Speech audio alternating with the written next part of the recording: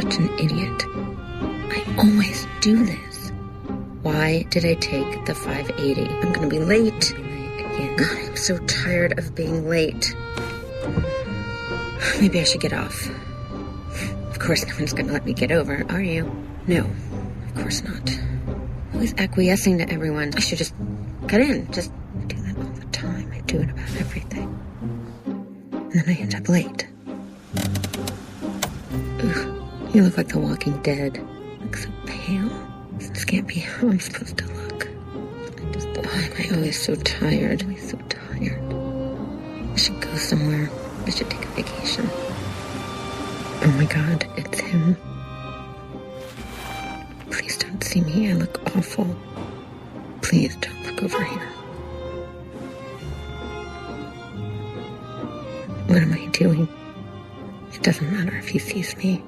I am not in his league. That's for sure. I have to carry all my weight in my stomach. I look like Buddha, and I less enlightened. I need to stop drinking red wine and eating cheese. It's cancer. I just know it. It's in my family, my dad, uncle. I eat like a pig. The kids to know how scared I am. It's like I'm all by myself. I don't know where to go. I won't eat lunch today. Just water. What if David brought donuts again? All right, I'm not eating a donut. I'm not. I love donuts. I feel wonderful this morning. I love living in the city. And Scott, I'm so excited to spend this weekend with him. Look at you. Happy people are so annoying. Hello? Hey, Scott. I was just thinking about you. Hey, you dropped this.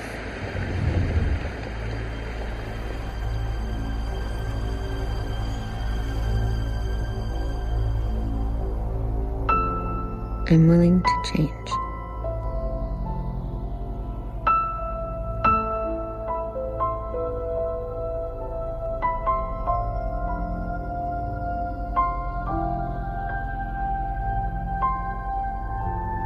I'm willing to release my old patterns and negative beliefs.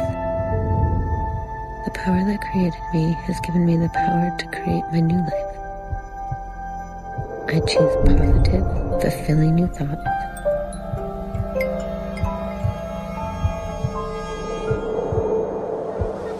I begin anew, right here, right now.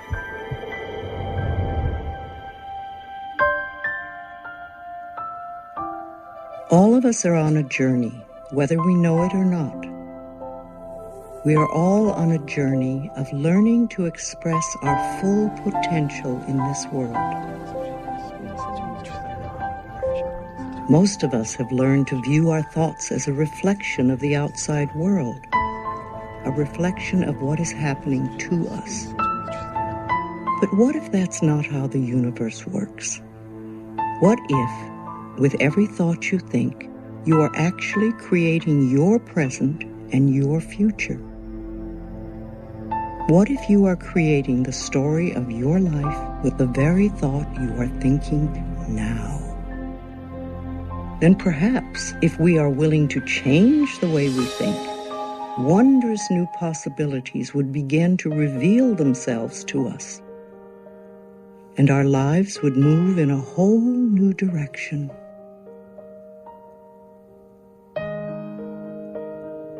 It all starts with taking the first step.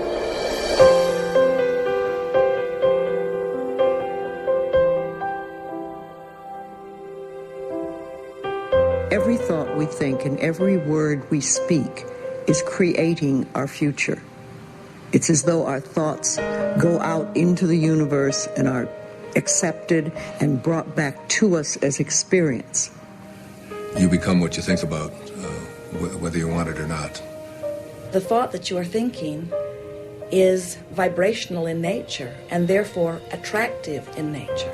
So when you care enough to take the time to change it from what you were terming negative to positive, you have shifted your point of attraction. Nothing is more important than understanding that. That if you just did that one simple thing, you know, spotting the limitations and the limitations in your thinking and trading those in for a positive new thought in that area, it'll eventually lead you to all the other stuff. It'll lead you through. And how would our lives be different if we could cut through all of the static and simply choose in our lives what we would like each moment of each day, or our relationships, or our abundance, or our careers, or the peace in our families to look like? What would our lives look like if we could do that? We're so busy on the cell phone. We're text messaging somebody. We're on the computer. We're on the internet. We're watching soap operas. Once again, we're looking outside of us. People don't realize their greatest potential because they think it's from an outside source when it's so divinely ordained within them. Now, it's how do you turn that around? It starts with thinking differently. You can be fully supported by the universe by following your dreams and your passions and your inner guidance. Your willingness to contemplate yourself as a person who is capable of attracting into your life what you want, having the kind of relationships that you want, being able to have abundance where, you know, scarcity always exists. All you have to do is begin the process by being willing to contemplate the presence of that in your life.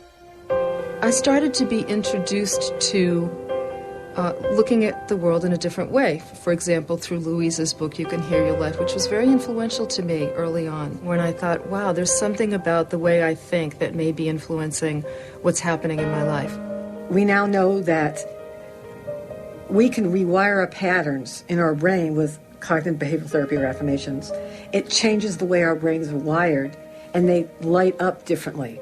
So it's not just this fluff, woo-woo stuff with purple, but it really has biochemical, neurochemical, neuropharmacological effects just as effective, if not more effective, than Prozac, Zoloft, you know, whatever else you have. So Louise Hay, former model, former therapist, discovers something by observation that science supports decades later. There's not one person here that cannot improve the quality of their life. I constantly do it. What I really ask for is how can I increase my understanding? Because the more I understand about how life works and how thought works, the better my life gets. I have just entered my 80th decade, and wonderful, wonderful things are unfolding before me. It's extraordinary. And I have made a decision that this decade is going to be the best decade of my life.